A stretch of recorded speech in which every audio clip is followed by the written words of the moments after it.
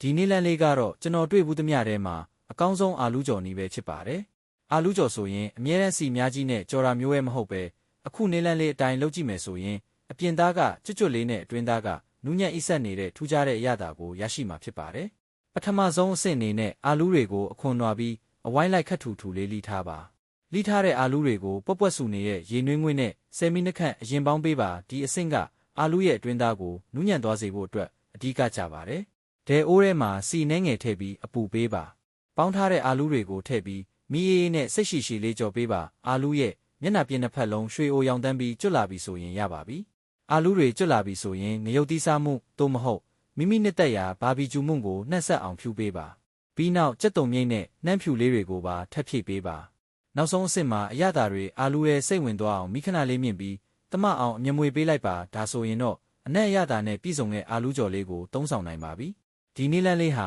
စီအများကြီးမသုံးရတဲ့အတွက်ကျန်းမာရေးနဲ့လည်းညီညွတ်ပြီးအစာပြေစားဖို့ဖြစ်ဖြစ်ထမင်းမြိန်ဖို့ဖြစ်ဖြစ်တကယ့်ကိုတင့်တော်ပါတယ်။အိမ်မှာစမ်းလုပ်ကြည့်ပြီးအရသာဘယ်လိုရှိလဲဆိုတာပြန်ပြောပြပေးပါအောင်နော်။